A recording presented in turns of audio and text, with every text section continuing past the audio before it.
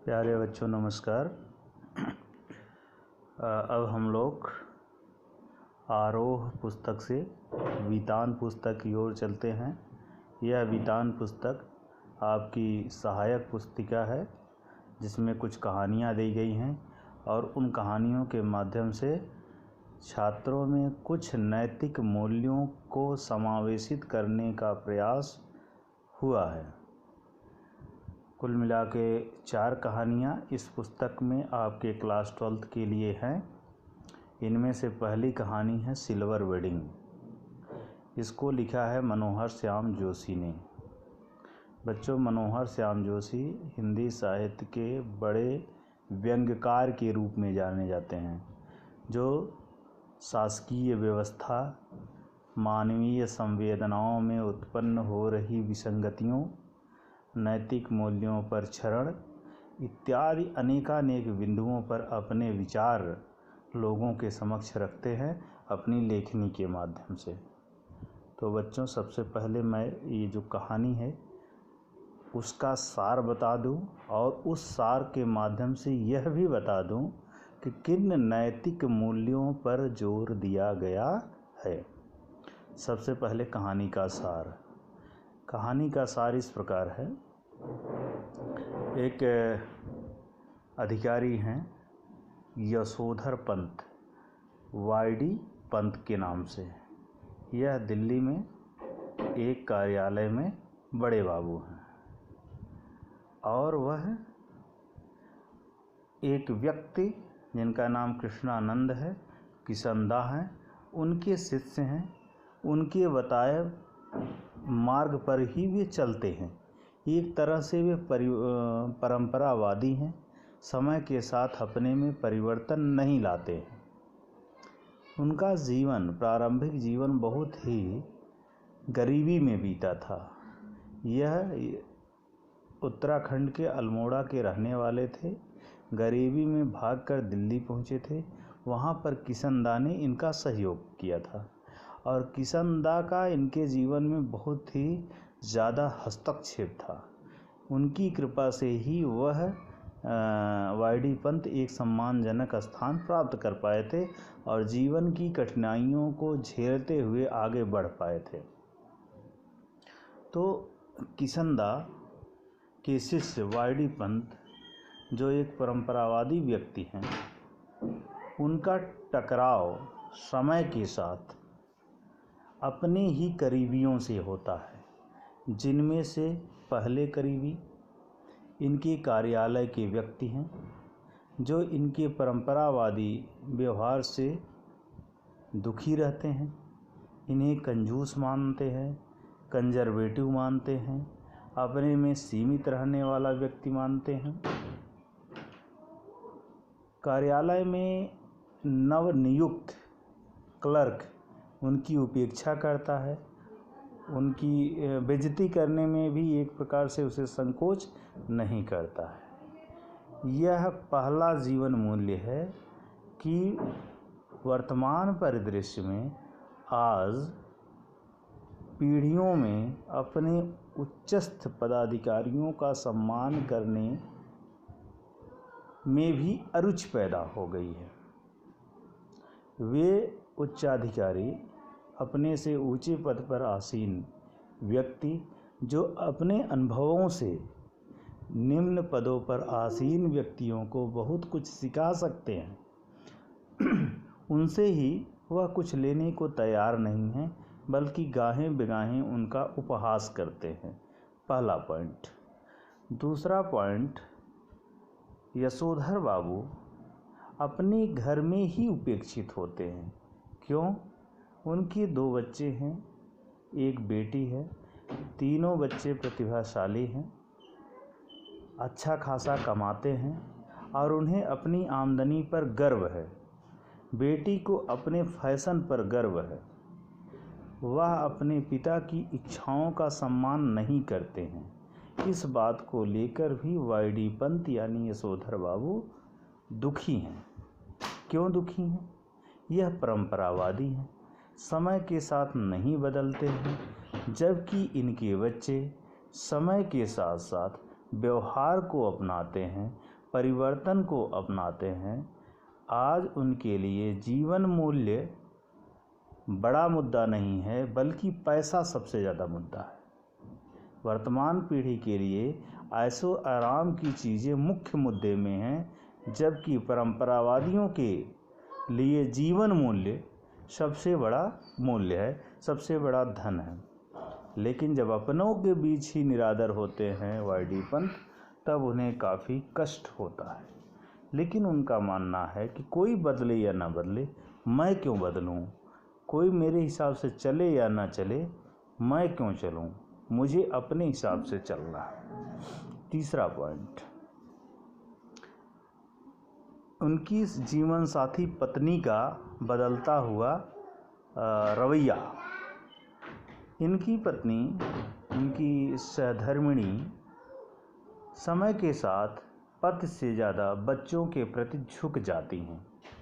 उन्हें लगता है कि आज पत्नी मेरे प्रति ध्यान कम और बच्चों के प्रति स्नेह ज़्यादा रखती है। इस बात का भी कष्ट है उन्हें। और जीवन मूल्य यह है कि जीवन साथी भी वक्त के साथ आपसे दूरी बना सकता है, व्यक्ति से दूरी बना सकता है। यह आज के समय में देखा जा रहा है। यह जीवन मूल्यों का क्षरण है। अब कहानी का सार मैं बता दूं। जीवन मूल्यों की बात मैंने बताई, कहानी का सार इस प्रकार है। वाईडी पंथ जो दिल्ली में एक कार्यालय में उच्च पद पर, बड़े बाबू के पद पर आसीन है। आज उनकी सिल्वर वेडिंग है, जिसकी बातों बातों में ही इनके कनिष्ठ यानी नीचे पद के कर्मचारियों को हो जाती है। वे उनसे निम्न पदस्थ कर्मचारी उनसे पार्टी की मांग करते हैं। लेकिन जैसा का इनका स्वभाव है, या पार्टी पर विश्वास नहीं करते हैं, या फिजूल खर्ची पर विश्वास नहीं करते हैं, या अपनी शादी के किसी सिल्वर वेडिंग पर विश्वास नहीं करते हैं, लेकिन अपने निम्न पदस्थ कर्मचारियों के अनुरोध पर इन्हें कुछ पैसा निकाल करके देना पड़ता है। यहाँ पर इनके व्यवहार के बारे में जो जानकारी होती है कि वह कंजूस है और कंजर्वेटिव हैं, यानी परंपरावादी हैं। उन्हें बात बात पे यह भी याद आता है कि मैं अपने सीनियर्स की कितनी इज्जत करता था, आज जूनियर्स इस चीज़ को भूलते जा रहे हैं। कहानी आगे बढ़ती है। वाईडी पंथ अपने कार्यालय से निकल करके अपने घर की ओर बढ़ते हैं, लेकिन उनके घर बढ़ने के पहले ही कुछ उनकी दिनचर्या है। दिनचर्या है कि वह निकलते हैं, घूमते टहलते मंदिर जाते हैं, मंदिर से फिर इसके बाद सब्जी वगैरह लेते हुए अपने घर जाते हैं। आज वह जब वापस जा रहे थे तो उन्हें घर जाने में कोई जल्दबाजी नहीं है। उन्हें यह नहीं पता है कि उनके घर में इसके संबंध में, सिल्वर वेडिंग के संबंध में कोई पार्टी आयोजित भी की गई है, जो उनके बच्चों ने सरप्राइज़ रखा है। नहीं जानकारी है उन्हें। वह बढ़ते हैं और शहर के बदलते हुए रूप को देखते हुए आगे बढ़ते हैं। शहर बदल रहा है, पुरानी इमारतें टूट रही हैं, नई इमारतें बन रही हैं। उन्हीं प्रक्रिया के बीच में इनके विभाग की पुरानी इमारतें भी टूट रही थीं, और विभाग की तरफ से इन लोगों को नोटिस दिया गया था कि आप लोगों को और अच्छी जगह पर, दूसरी जगह पर स्थानांतरित किया जा रहा है, आप लोग वहां शिफ्ट हो जाइए। लेकिन वाईडी पंथ को यह मंजूर नहीं था। उस जगह से इनका बहुत लगाव था जहां पर इन्होंने अपने कई वर्ष गुजारे थे। वह उसी मोहल्ले में एक साधारण सा कमरा लेकर के रहने लगे थे। उन्हें अपना पुराना वह मकान जो विभाग की तरफ से मिला था, उसमें लगी इनकी नाम की पट्टी आज भी दिखती है, और यह देखकर उन्हें बड़ा कष्ट होता है। उन्हें पुराने दिन याद आते हैं। वह आगे बढ़ते हैं। इसी बीच वह याद करते चलते हैं। कहानी में फ्लैशबैक शैली है। वह याद करते चलते हैं अपने पुराने दिनों को, किशनदा के जीवन के बारे में। किशनदा जो इनके गुरु हैं, जो सुबह ही आते थे, इनको लेकर के मॉर्निंग वॉक पे जाते थे, उन्हें जीवन के और स्वास्थ्य के महत्व को बताते थे, उनके बारे में याद करते हुए वे आगे बढ़ते हैं और किशनदा की मृत्यु पर विचार करते हैं। कि एक व्यक्ति जो अपनी पूरी ज़िंदगी विवाह नहीं किया और समाज के लिए ही खर्च कर दिया, उत्तराखंड से आने वाले गरीब तबके के मजदूर वर्ग और ग्रामीणों को वह दिल्ली जैसे शहर में आश्रय देते थे, 10-10, 12-12 लोगों का खर्च उठाते थे। और जब वह रिटायर हो गए, काफ़ी वर्षों बाद अल्मोड़ा चले गए, तो आज उनकी खोज खबर लेने वाला कोई भी नहीं था। और जब उनकी मृत्यु हो गई तो उनकी मृत्यु को सूचना देने वाला भी यह नहीं जानता था कि उनकी मृत्यु कैसे हुई है। निश्चित रूप से उनकी मृत्यु उपेक्षा से हुई है। ऐसा व्यक्ति जो समाज के लिए अपनी ज़िंदगी जिया, समाज उसका नहीं हुआ। यह भी नैतिक मूल्यों के क्षरण को ही दिखाता है कि आज समाज कितना एहसान फरामोश है कि वह अपने ऊपर किए गए एहसानों को भूल जाता है, उस व्यक्ति को भूल जाता है जिसके कारण उसकी ज़िंदगी में एक खास परिवर्तन आता है।